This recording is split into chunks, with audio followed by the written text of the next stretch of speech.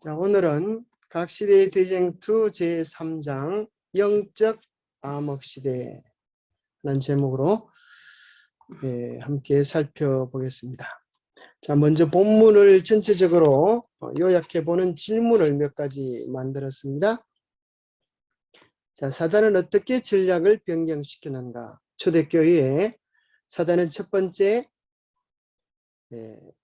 탄압으로, 핍박으로 그렇게 하나님의 백성들을 괴롭히다가 오히려 핍박을 많이 하니까 복음이 어떻게 되었어요?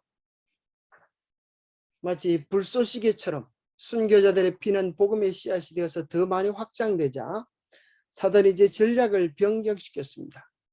어떤 전략으로 변경시키는지 김원장님 한번 얘기해 보실래요? 타협정신. 예, 이제는 강압이 아니라 타협으로 이렇게 기독교를 인정해 주겠다 하면서 이교의 우상 숭배들을 교묘하게 교회 안에 들어오도록 했습니다. 자, 이번 질문은 이교의 제도와 풍습은 어떻게 교회 안에 들어왔는가? 또 교회의 실상이 영적 바벨론이 된 것은 어떠한 것들이 있는가? 또 바벨론의 포도주는 어떤 것들이 있을까? 자, 그래서 교회는 이제 외형적으로는 하나님을 믿는 교회지만 실상은 우상 숭배가 그대로 들어와서 중시 암흑 시대는 영적 바벨론이 되고 또 바벨론의 포도주에 취하여 진리를 왜곡시키게 됩니다. 왜 영적 암흑 시대가 되었는가? 아니 중세 세계사에서도 중세 암흑 시대에 그렇게 이야기하죠. 오히려 기독교가 세계를 말씀대로 다스린다면 더 밝은 세상이 와야 될 때인데 오히려 더 어두운 세상이 되었습니다. 자, 여섯 번째는 사단은 가장 중요한 복음의 내용을 어떻게 변질시키는가? 하나님의 구원에 대하여, 계명에 대하여, 또 우리의 구원에 대하여, 제3의 문제들에 대하여 어떻게 변경시키는가? 이런 것들이 전체적인 내용을 요약해주는 질문들이 되겠습니다. 자, 이것은 계시록 2장 3장에 나오는 7교회 중에 두아디라 교회 시대에 해당됩니다. 이것은 AD 538년부터 16세기 초에 해당되는 기간입니다. 아니 세대반 1260년의 암흑시대입니다. 이 시대를 표현하는 성경절이 계시록 2장 20절인데 한번 읽어주시겠어요? 그러나 내게 책망할 일이 있노라. 자칭 선지자라 하는 여자 이세벨을 내가 용납함이니 그가 내 종들을 가르쳐 깨어 행음하게 하고 우상의 제물을 먹게 하는도다. 예, 여기 보면 그 당시 영적 형편에 대해 이야기하기를 여자 이세벨을 용납해서 그가 하나님의 많은 종들을 깨어서 행음하게 하고 우상의 제물을 먹게 한다고 표현해 주고 있습니다.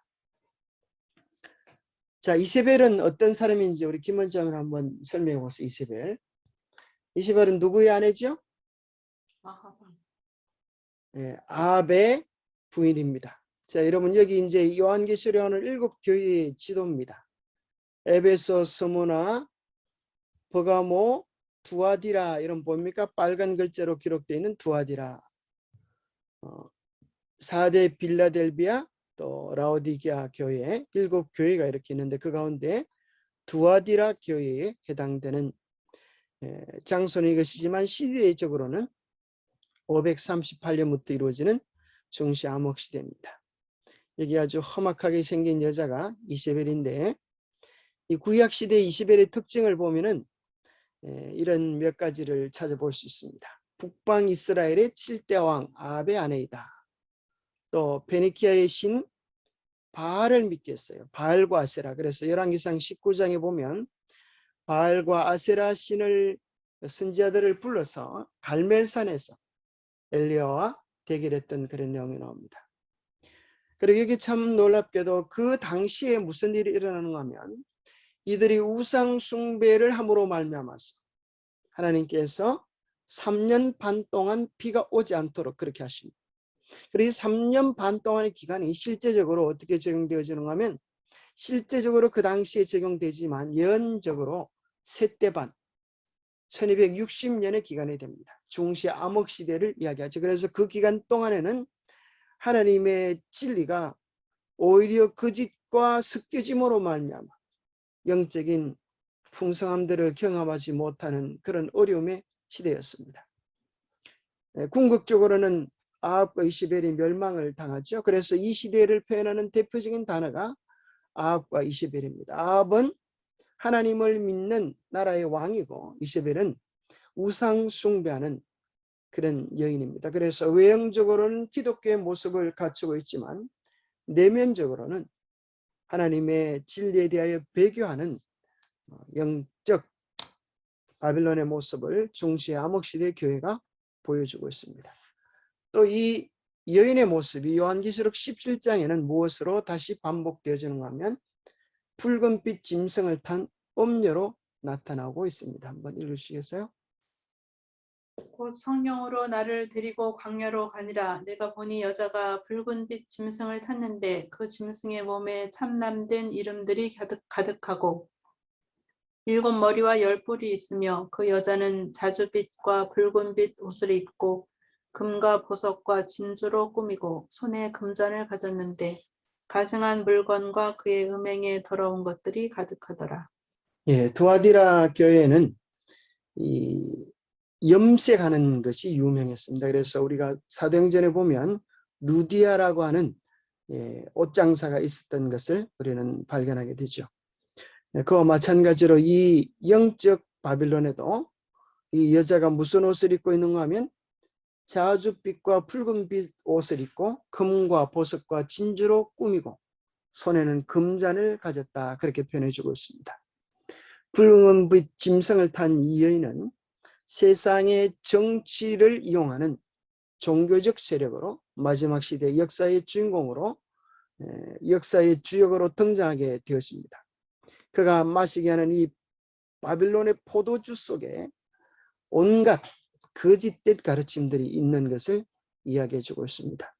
그 이마에 이름이 기록되었으니 비밀이라, 큰 바벨론이라. 그런데 이 마지막 시대에 온 세계를 주름잡는 이 교회의 정치에 대하여 많은 사람들이 깨닫고 분별하지 못하기 때문에 비밀이라 그랬고, 그들의 가르침들이 온갖 이방의 가르침과 섞여 있기 때문에 섞였다, 혼잡하다라는 뜻의 바벨론이라 그랬습니다.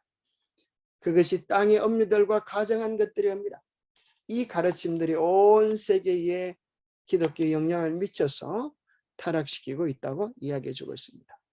그러면 실제적으로 오늘 본문에서도 다루게 되어지는데 바빌론의 포도주들은 어떤 것인가 하면, 생각해 보면 하나님의 10계명에 대하여 다 도전하는 것들입니다.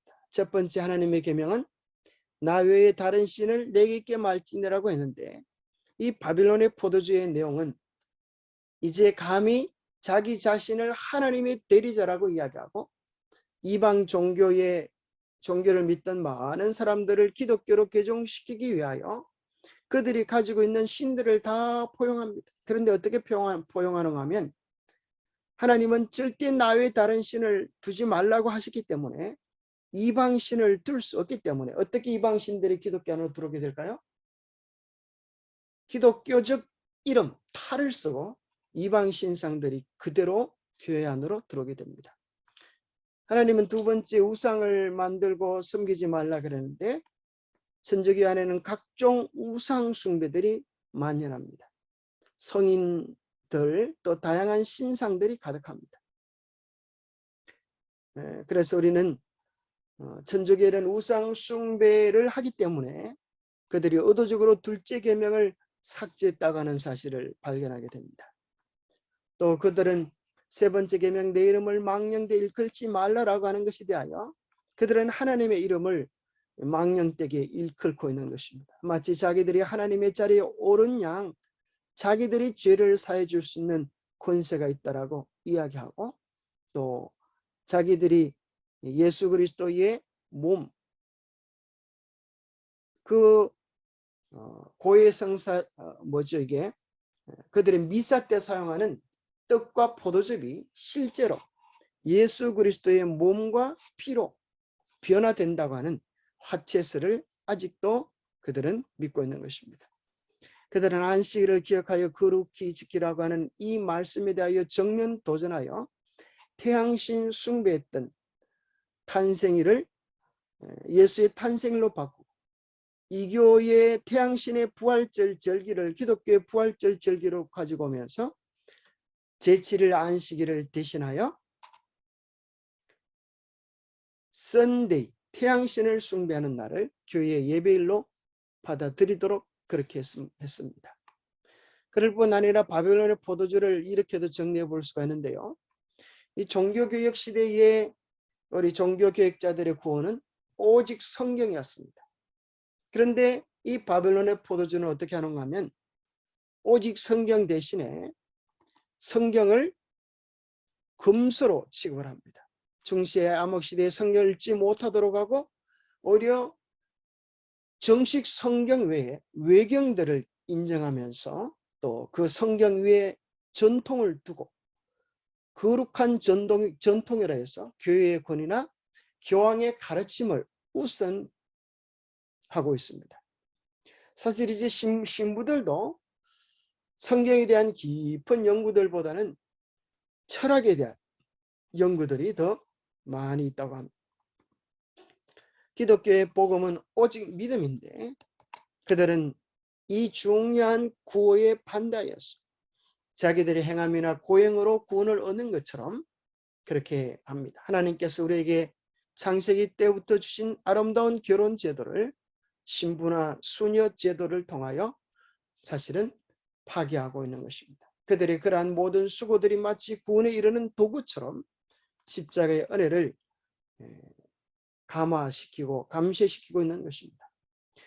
오직 예수라고 하는 구원의 바른 근거가 되시는 예수 그리스도 외에 그들은 마리아를 숭배하고 요셉을 숭배하고 유물을 숭배하는 그런 것들로 대체하고 있습니다. 그래서 그들은 7가지 성사라고 해서 예수 그리스도를 믿고 구원을 받아들이는 것으로 인하여 구원받는 것이 아니라 교회의 화려한 제도와 의식들을 통하여 마치 구원에 이르는 것처럼 그렇게 가르치고 있습니다.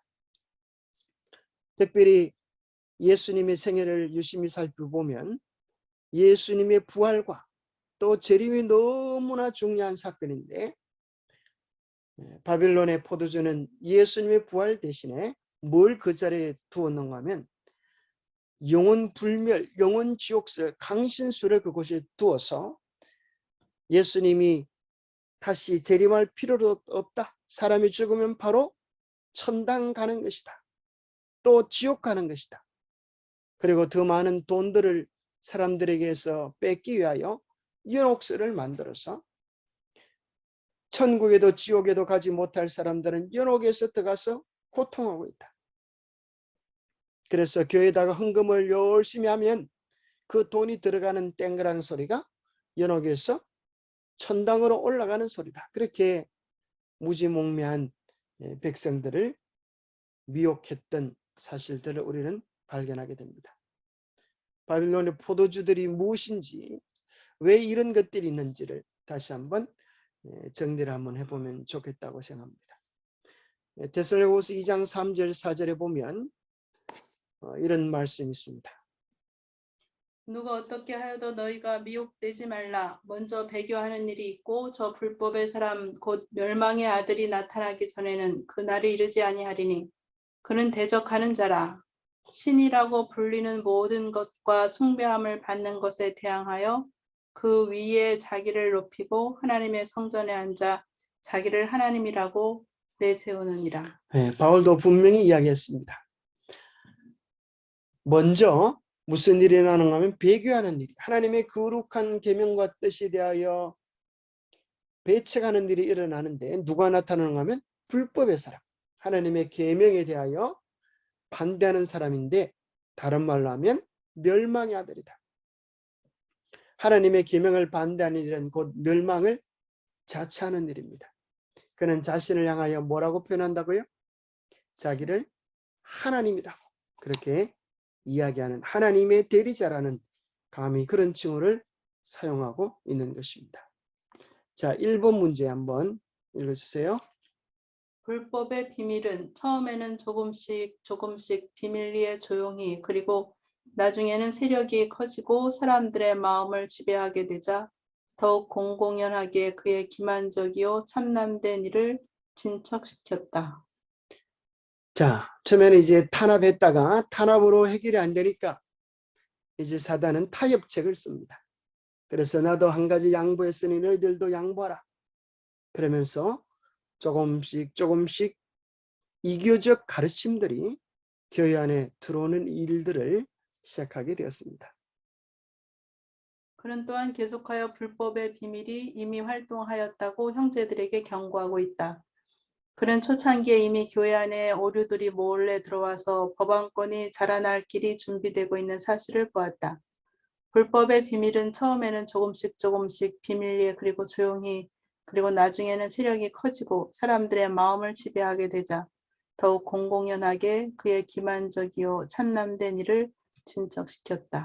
자, 이 일들을 하는 방식 있죠. 이 불법의 비밀들은 처음에는 조금씩 오다가 사람들에게 평화의 탈을 쏘고 나타나지만은 권력을 차지하고 나면 그때는 이제 강제와 또 그런 것들을 동원하여서 반대 세력들을 제거하게 됩니다.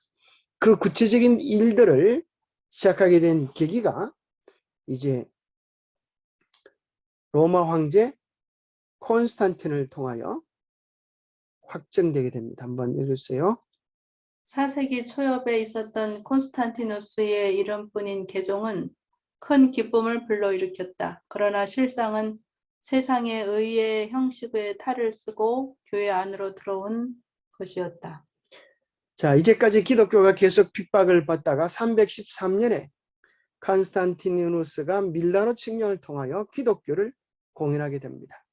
그런데 콘스탄티누스의 목적은 정치적 통합을 위하여 종교를 이용하려고 했던 것입니다. 이러한 이교와 그리스도교의 사이의 타협은 하나님을 대적하고 하나님보다도 자기를 더 높이리라고 예언된 죄악의 사람의 발전을 초래하였다. 이러한 거짓 종교의 거대한 조직은 사단의 능력을 걸작품, 곧 스스로 보좌에 앉아서 자기의 뜻대로 세상을 지배하고자 하는 그의 노력의 기념탑이다. 사단은 그리스도와 더불어 타협하려고 노력한 적이 있었다. 그는 시험의 광야에서 하나님의 아들에게 나타나 천하 만국과 그 영화를 보이면서 만일 아무개 왕의 최상권만 인정해주면 그 모든 것을 그분에게 주겠노라고 제의하였다. 그리스도께서는 그 참남된 유혹자를 견제하시고 그를 쫓아버리셨다. 예, 바로 이것이 예수님이 당하셨던 세 번째 시험이죠. 내게 엎드려 경배하면 이 모든 세상의 영광을 내게 주리라. 그러나 예수님은 단호히 그를 쫓아버리셨지만 로마 천주교회는 이 사단적 세력에 무릎을 꿇고 이교의 제도를 받아들이면서 세상의 모든 영광을 차지할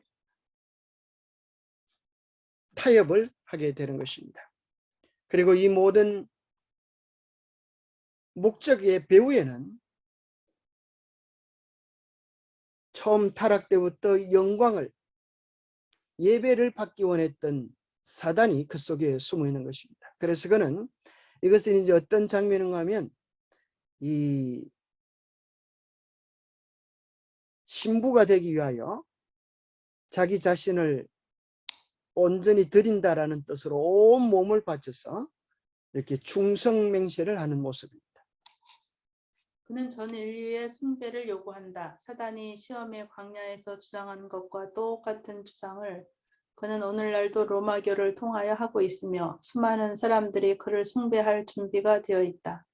그러나 하나님을 두려워하고 공경하는 사람들은 예수님께서 교활한 원수의 유혹을 주 너의 하나님께 경배하고 다만 그를 섬기라고 말씀하심으로 물리치셨듯이 이 같은 하늘에 무서워하지 않는 그 참남된 자를 대적할 것이다. 그는 전 인류의 숭배를 요구합니다. 앞으로 이제 그런 일들이 우리 눈앞에 재현될 것입니다. 우리는 오직 예수님처럼 다만 하나님만을 경배하라라고 외칠 것입니다. 하나님께서는 당신의 말씀 가운데 어떤 사람을 교회의 머리로 삼으셨다는 암시조차 하신 일이 없다. 그러므로 법왕의 최상권에 대한 교리는 성경의 교훈과 전적으로 배치된다. 법왕은 찬탈이 아니고서는 그리스도의 교회를 지배할 권세를 가질 수 없다. 로마교들은 신교도들에게 이단이라는 제목을 씌우고 고집스럽게 참교회에서 떠난 자들이라고 주장해왔다. 예, 오늘 온 세상에 로마 교황은 아주 최고의 영광의 자리를 차지하고 있는 것입니다. 예수님이 섬김의 자리에 와서 자기 자신을 죽기까지 바치고 충성하셨다고 하면 그는 세상의 왕좌에 앉아서 군림하고 있는 것입니다. 사단은 성경이 사람들로 하여금 자기의 기만을 간파하게 해줄 수 있을 뿐만 아니라 자기의 권세에 대항하게 해줄 수 있다는 사실을 잘 알고 있었다. 세상의 구주이신 주님조차도 사단의 공격을 물리치실 때는 성경 말씀으로 하셨다. 예, 그래서 오직 성경 말씀만이 사단의 전략을 간파할 수 있는 능력인데 이것을 아는 사탄은 성경을 읽도록 내버려 두지 아니했습니다. 그래서 중시시대 때 하나님의 성경을 금지시켜 버렸습니다. 성경은 하나님을 높이는 동시에 유한한 사람의 위치를 나타내주는 것이므로 성경의 진리를 가리워버리거나 없애버리지 않으면 안 되었다. 그래야 로마교는 이와 같은 논리를 채택하였다. 수백 년 동안 성경의 보급은 금지되었고 사람들은 그것을 읽거나 집에 간직해둘 수도 없었다. 절주 없는 신부들과 주교들이 그들의 진위가 모호한 주장들을 뒷받침하기 위하여 성경의 가르침을 해석하였다. 그같이 하여 법왕은 세상에 있는 하나님의 대리자로서 교회와 국가를 지배할 수 있는 권위를 가진 것으로 일반 사람들은 시인하기에 이르렀다. 오류 탐지기인 성경이 제거되자 사단은 마음 놓고 활약하였다. 이어는 법왕권이 때와 법을 변개코자 할 것이라고 하였다. 그 일의 시행은 지체되지 않았다. 자, 빛이 꺼지니까 어둠이 찾아올 수밖에 없겠죠. 그래서 중시가 암흑 시대가 되어졌던 이유는 인생의 참 빛이신 말씀을 보지 못하게 한 것입니다. 그리고 그 말씀의 중심되는 하나님의 계명을 그들의 유익을 위하여 마음대로 왜곡시켰기 때문에 중시는 당연히 어둠이 찾아올 수밖에 없었습니다. 이 교회에서 개종한 사람들에게 우상 숭배를 대신할 어떤 것을 마련해 주어 그들의 명목적인 그리스도교의 신앙을 받아들이는 일을 촉진시키기 위하여 성상과 유물 숭배가 그리스도인 예배에 점진적으로 도입되었다. 총회 교령은 마침내 우상 숭배의 제도를 확립시켰다.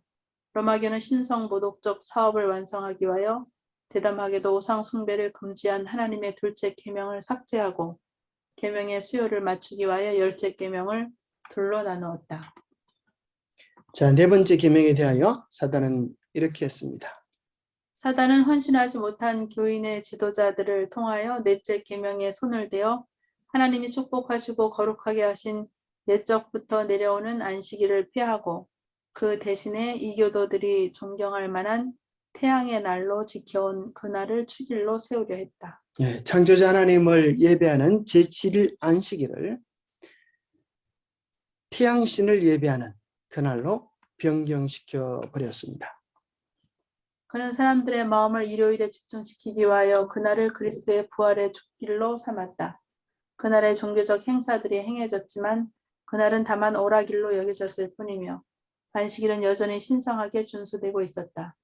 사단은 자기가 목적한 사업을 성취할 길을 준비하기 위하여 그리스도의 초림 전에 먼저 유대인으로 하여금 안식일을 가혹한 부담이 되게 하여 그날을 준수하는 일이 무거운 짐이 되게 만들었다. 예, 점점 이렇게 사단은 이제 두 날을 같이 지키도록 하면서 점점 이제 안식일이 부담이 되도록, 그리고 그날은 유대인의 날이지 생명의 날인 일요일을 지키라, 그렇게 서서히 강압시켜 나가게 되었습니다. 그런데 이제 그는 이와 같이 자기가 만들어 놓은 그릇된 것을 이용하여 그것을 유대인의 제도라고 모욕하였다. 일요일을 즐거운 축일로 삼아 그리스도인으로 하여금 지키도록 하는 한편 그는 유대교에 대한 증오감을 보이기 위하여 안식일을 금식하는 날이요 우울하고 슬픈 날로 삼도록 그들을 이끌었다. 예, 5번 문제입니다. 오늘날 개신교에서는 그리스도께서 일요일에 부활하셨으므로 그날이 그리스도인의 안식일이 되었다고 주장하고 있죠. 그러나 거기에 관한 성경상의 증거는 전혀 없는 것입니다. 그래서 오늘 대부분 교회에서 일요일을 주일로 지키고 있는데 그 근거는 예수님이 부활하셨다고 하는 데서 근거를 삼고 있습니다. 자, 읽어주세요. 이교는 그의 지위를 법왕에게 넘겨주었다. 곧 용이 짐승에게 자기의 능력과 보좌와 큰 권세를 주었다. 이리하여 다니엘서와 요한계시록에서 예언한 1260년간의 법왕권의 박해가 시작되었다. 그리스도인들은 믿음의 절개를 버리고 법왕교의 의식과 예배를 받아들이든지 지하 감옥에 갇히거나 고문대와 화형과 차명 집행자의 칼에 생명을 빼앗기든지 그 어느 것 하나를 선택할 수밖에 없게 되었다. 자, 용이 짐승에게 권세를 주었다고 그랬습니다. 그래서 여기 다니엘서에 예언되어져 있는 1260년간의 박해가 시작되게 된 것입니다. 그들은 정말 믿음의 절개를 지키고 고문대와 화형, 참수형을 당하든지 아니면 법왕교의 의식과 예배를 받아들이면서 타협하든지 둘 중 하나를 선택해야만 했습니다. 심지어 종교재판이라고 하는 이름을 걸고 신실하게 하나님의 말씀을 지키는 사람들을 핍박했습니다. 심지어 부모와 형제와 친척과 벗이 너희를 넘겨주어 너희 중에 몇을 죽이게 하고 또 너희가 내 이름을 인하여 모든 사람에게 미움을 받게 될 것이라고 하신 예수님의 말씀이 성취되었습니다. 박해는 전에 없이 한층 더 격렬하게 충성된 사람들에게 임하였으므로 세상은 마치 하나의 큰 전쟁터가 되어버린 것입니다. 그 후 수백 년간 기독교 교회는 인각 없는 궁벽한 곳에서 피난처를 찾아야만 했습니다. 선지자는 이 일에 대하여 여자가 광야로 도망하며 거기서 1260일 동안 저를 양육하기 위하여 하나님의 예비하신 곳이 있더라고 예언하고 있습니다. 313년에 이제 콘스탄틴 황제의 밀라노 칙년을 통하여 이런 일이 이루어졌습니다. 기독교를 로마의 공식적인 종교로 인정하게 되고 심지어 성직자는 변형 및 세금이 면제되어지고 세상 법정에서 재판을 받지 않는다고 하는 특별한 특혜를 주면서 기독교를 이제 인정하게 된 것입니다. 이렇게 된 것은 마치 외형적으로 기독교가 승리한 것처럼 보였지만 실제적으로는 사단이 승리한 것입니다. 자, 한번 영상을 좀 보겠습니다.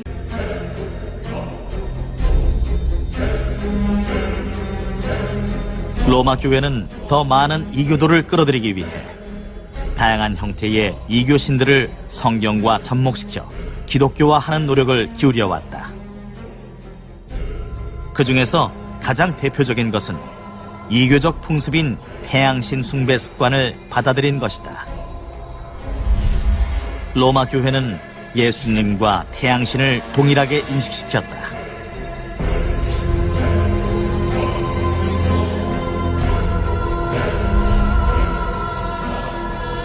교회 안에는 각종 태양상들이 장식되고 태양신을 섬기던 사상들이 교회의 진리처럼 자리 잡게 되었다.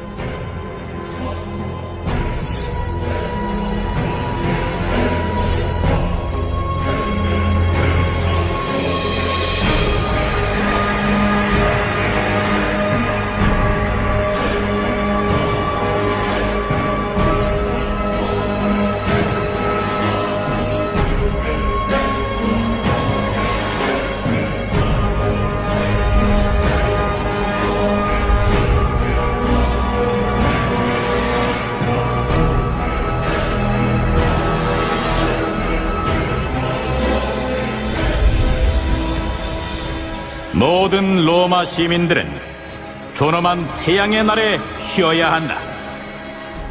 321년 콘스탄티누스 황제가 선포한 일요일 휴업령은 태양신 숭배 신앙이 교회 안에 자리 잡는 데 중요한 역할을 했다.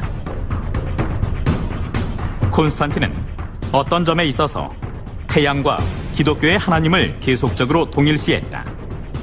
321년에 콘스탄틴이 일주간의 첫날을 휴일로 정했을 때 그는 그날을 태양의 숭배일, 즉 썬데이라고 명명했다. 교회는 많은 이방 사상과 상징을 받아들였다. 예를 들면 태양 숭배로부터 예수의 탄생일이 태양제의 날인 12월 25일로 정해지게 되었다.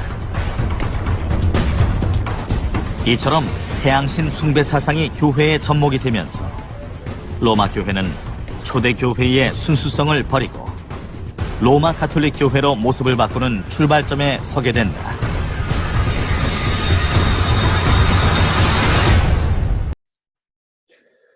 예, 교황 1호 센터 3세는 1200년경에 십자군 원정과 또 종교재판소를 설치해서 진실된 그리스도인들을 이단으로 몰고 죽이는 일에 앞장섰습니다. 또 이노젠시오 4세는 고문을 정식으로 인정하는 교서를 내렸습니다. 박멸에 관한 그의 교서에 보면 천주교를 반대하는 그 세력에 대하여 모두 화형을 시켜서 없애버리라고 그렇게 교서를 내렸습니다. 또 그 교황들 중에 어떤 교황들은 수많은 기독교인들을 죽이고 화형시킨 것을 기념하여 기념주화까지 발행하기도 했습니다. 그 당시에 우리 흔히 잘 알려져 있는 프랑스의 영웅 잔다르크, 그도 프랑스를 참으로 어려움 속에서 바로 세우는 전쟁의 영웅이 되었지만 그녀 역시 마녀의 누명을 쓰고 화형을 당했습니다. 그러한 일들이 참으로 온 세상에 영향을 미치고 있었습니다. 종교재판은 인류 역사상 가장 악랄하고 악마적인 행위였다. 기독교 문서에서 출판된 성서핸드북에 이렇게 기록되어 있습니다. 이것은 교황들이 권력을 유지하기 위하여 고안해내어 500년 동안 사용하던 제도였다. 그리고 또 성경에 나온 것처럼 권세를 받아 성도들과 싸워 이기게 되고라는 예언이 실질적으로 성취되었는데, 역사가들은 이것을 중세 시대나 종교개혁 초기에 이게 몇 명일까요? 읽어보세요. 5천만 명? 그죠? 500만 명이 아니고 5천만 명의 성도가 순교한 것을 의미한다고 추측하고 있습니다. 참으로 얼마나 많은 사람들이, 신실한 그리스도인들이 종교 재판의 명목하에 목숨을 잃어버렸는지, 참으로 끔찍한 일들이 이 세상에 일어나고 있는 것입니다. 그리고 사실 우리가 뉴스를 통하여 압니다. 교황 요한 바오로 2세는 중세 시대 때 천주교회가 이러한 탄압을 했던 것을 미안하다고 사과를 했습니다. 교황이 사과를 한 이유는 어디에 있을까요? 정말 미안해서 그랬을까요? 그 다음 한 천주교 신부는 이야기하기를 바로 이러한 일들이 세상의 모든 종교를 통합시키는데 중대한 영향을 미칠 수 있기 때문이다, 그렇게 이야기하는 것입니다.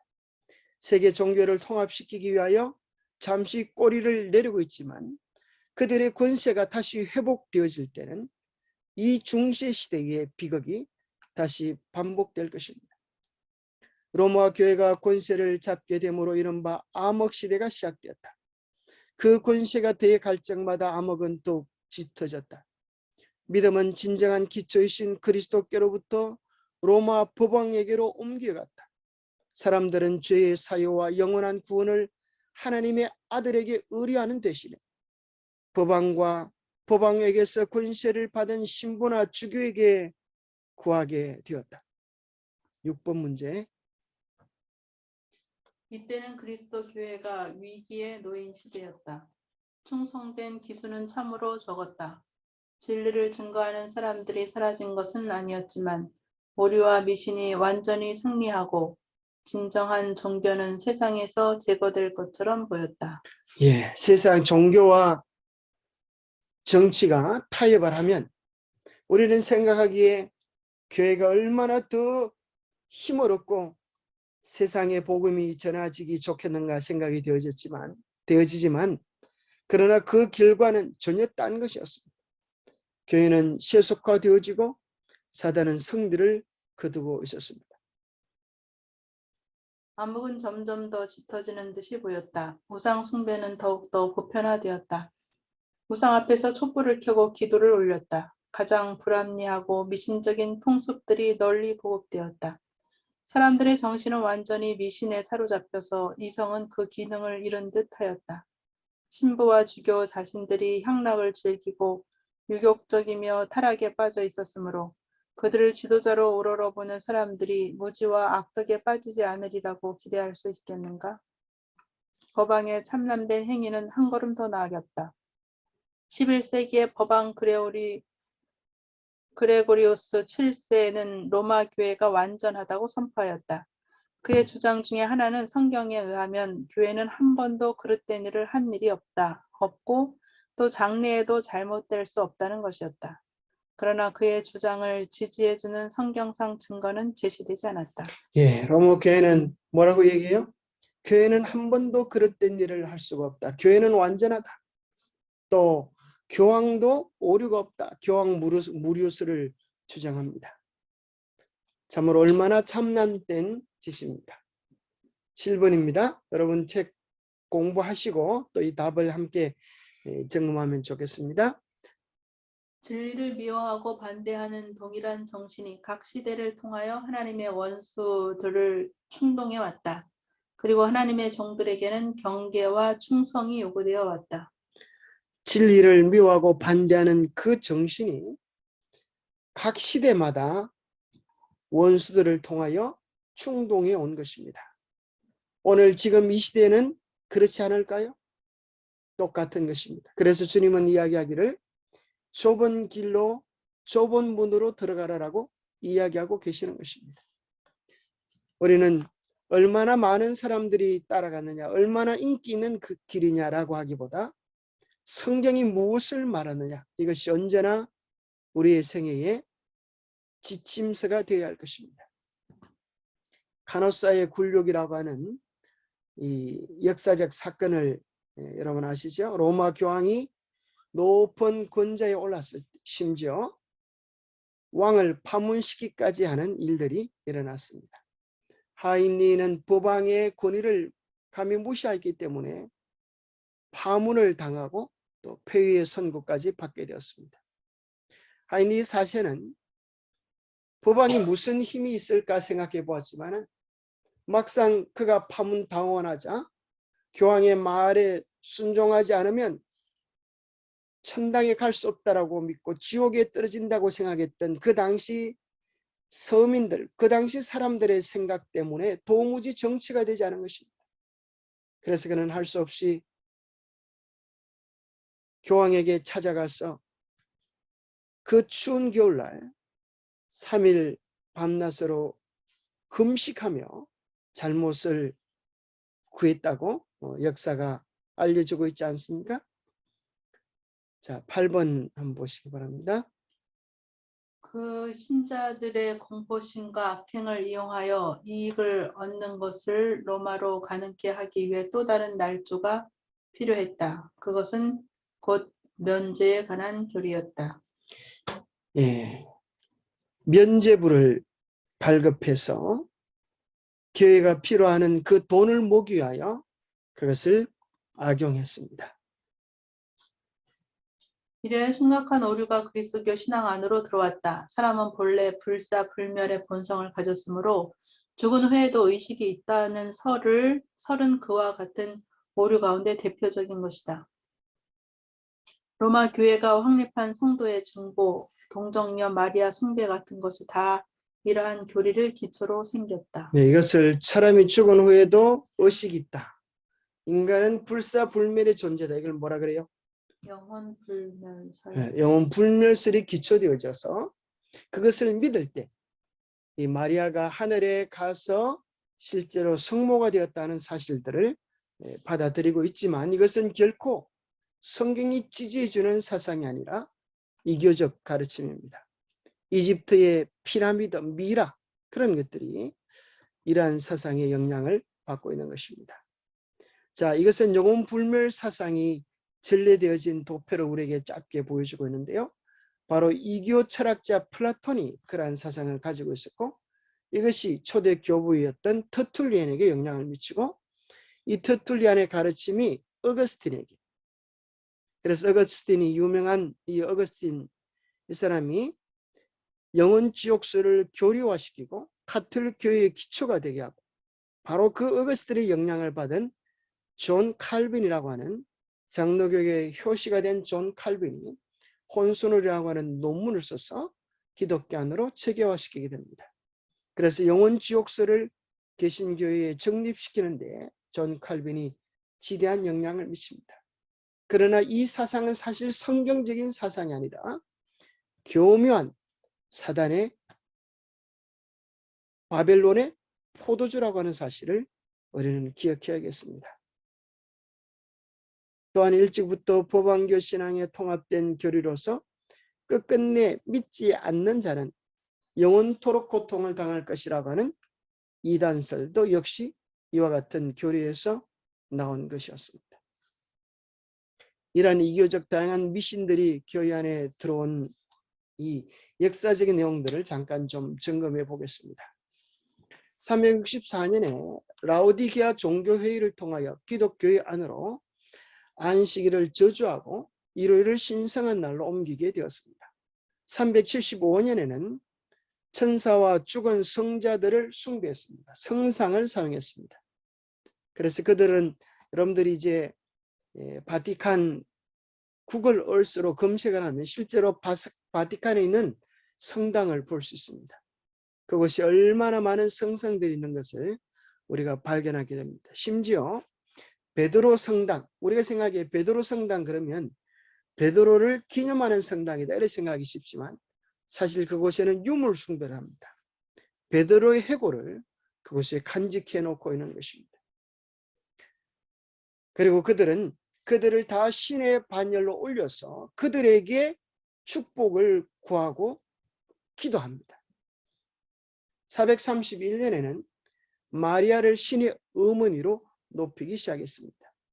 500년에는 사제들은 이교 제사장들의 본을 따라서 복장들을 붉고 화려한 것으로 그렇게 합니다. 593년에 교황 그레고리 1세에 의하여 연옥 교리가 소개되었습니다. 이 말은 무슨 말인가 하면 그전에는 이러한 가르침들이 없었다는 것입니다. 600년에 마리아나 죽은 성자들에게 직접 기도를 드리는 일을 하고 있습니다.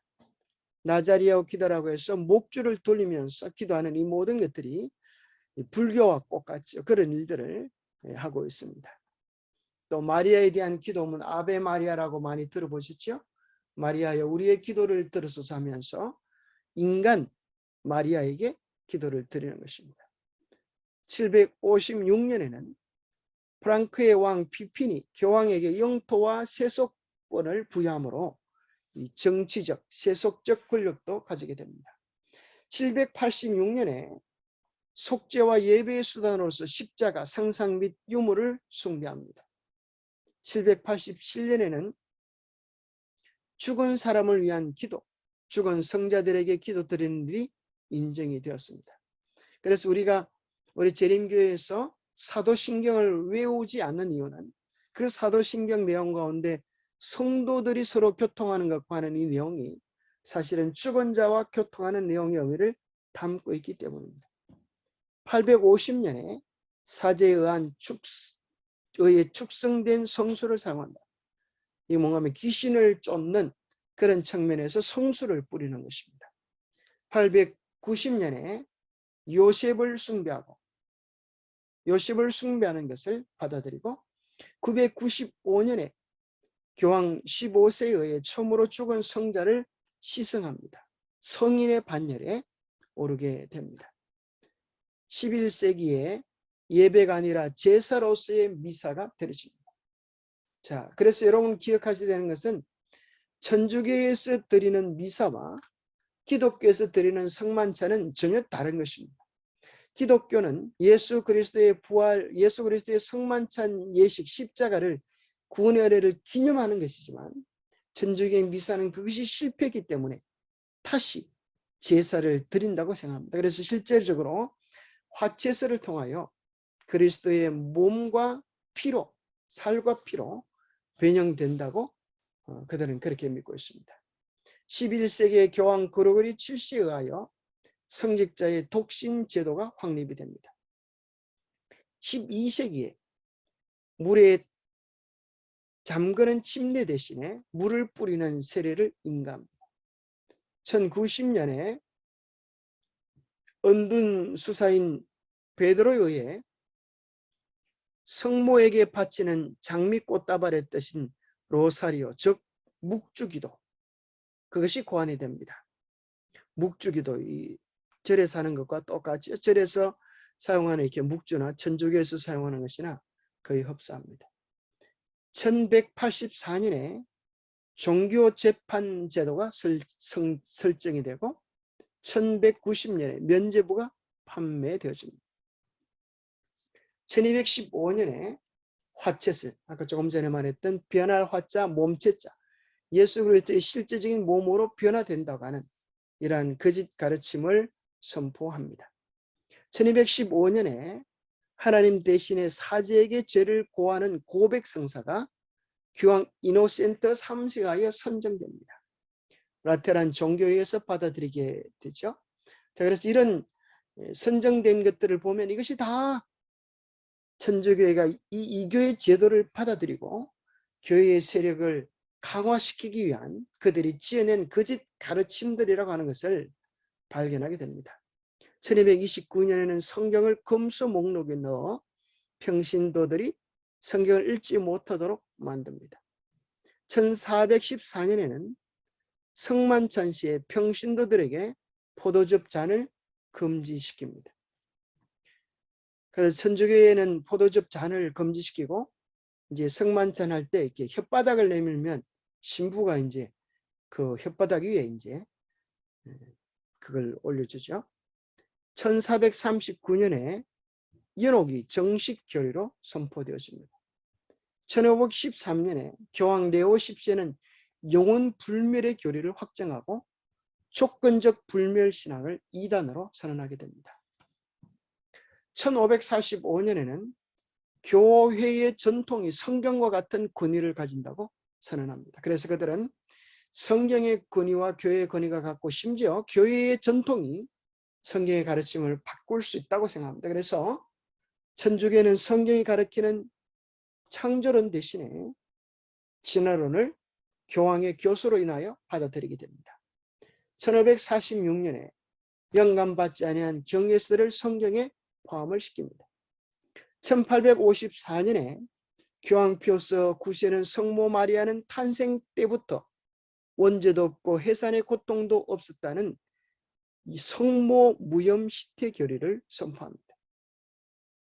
1864년에는 교황 피우스 9세에 의해 로마 교회가 인정치 않는 각종 시민의 자유를 정지하는 교서를 발표합니다. 그리고 1870년에 교황 무호서를 선언합니다. 1950년에 교황 피우스 12세에 의해 마리아는 죽은 직후 육신 그대로 성천하였다는 몽소 성천을 교리로 선포합니다. 1965년에 교황 바오로 6세에 의하여 마리아는 교회의 어머니로 선포됩니다. 그러면서 이러한 것들을 보면 계속적으로 바벨론의 포도주들이 더 첨가되어지는 것이지 성경의 가르침과는 다른 것들임을 발견하게 됩니다. 9번 성경상 의식인 주의 만찬도 미사라는 우상 숭배적 제도로 대치되었다. 로마 교회 사제들은 그들의 무의미한 야단스러운 의식을 통하여 단순한 떡과 포도주가 정말로 그리스도의 살과 피로 바뀌는 것처럼 말했다. 그리스도의 살과 피로 바뀐다고 하는 것은 무슨 소리라고요? 화채서. 화채설. 그래서 실제 이런 일이 있다 그럽니다. 중세시대에 화채설을 믿지 않는 기독교인이 신부를 집으로 초대했습니다. 그 당시에는 다 천주교가 지배하니까요. 그러면서 이제 떡을, 성만찬에 필요된 떡을 내주면서 그랬습니다. 이 떡에는 독이 들어있습니다. 당신이 그리스도의 살과 피로 변한다고 했으니까 당신이 축복하고 이 성만찬 떡을 드시면 어떤 독도 입지 않을 것입니다. 그리스도의 살과 피로 변해질 것이기 때문입니다. 이렇게 말했습니다. 신부가 축도하고 그 살을 먹었을까요? 성만찬 떡을 먹었을까요? 네, 저주를 하고 도망을 가버렸습니다. 10번. 교황은 전 세계의 독재 군주가 되었다. 왕들과 황제들은 로마 교황의 명령에 복종하였다.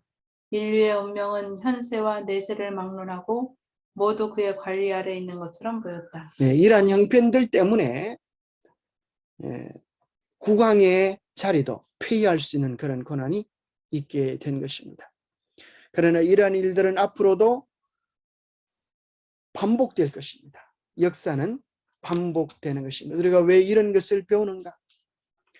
우리는 중세 시대를 살고 있지는 않지만 오늘 진리를 오류와 타협시키는 이런 교묘한 영적 전쟁 가운데서 우리가 미혹되지 않도록 바른 역사를 배우는 것입니다.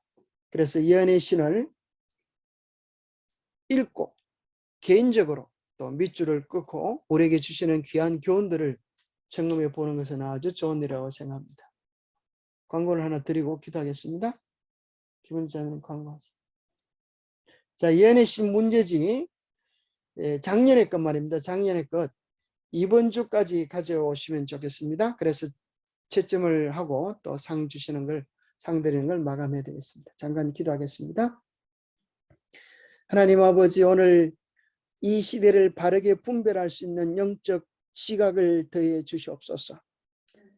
참으로 바벨론의 그 교묘한 포도주에 취하여 오늘날 이 세상의 수많은 교회들이 갈 바를 알지 못하고 갈팡질팡 우왕좌왕하고 있습니다. 하나님, 우리로 하여금 바른 성경 말씀 진리를 깨닫게 하여 주시고 우리가 무엇을 해야 할지 어떻게 해야 할지 바른 성경 속에 깊이 뿌리 내리는 신앙을 할 수 있도록 도와주시옵소서. 말씀을 개인적으로 깊이 연구하고 죄와 세상을 버리는 진지한 회개가 우리 안에 일어나게 도와주셔서 정말 주님께서 우리의 구원을 위하여 당신의 모든 것을 바치고 고난을 즐겨 당하셨던 것처럼 우리도 주님을 위하여 우리 자신을 묻고 바치는 거룩한 성결의 경험에 이를 수 있도록 도와주시옵소서. 여러 가지 육체적 질병으로 또 생활의 염려로 걱정하는 주의 백성들 도와주시고 하나님과의 깊은 교제 속에서 우리의 현실적인 문제들을 이기는 영적 경험들을 할 수 있도록 도와주시옵소서. 하나님, 우리의 마음을 오직 말씀, 오직 예수, 오직 믿음으로 이끌으셔서 참으로 종교 계획자들의 아름다운 구호처럼 영적으로 더욱 순결해지고 더 주님께 속하는 우리의 삶이 되도록 축복하여 주시옵기를 우리 주 예수 그리스도 이름으로 간절히 간구하옵나이다.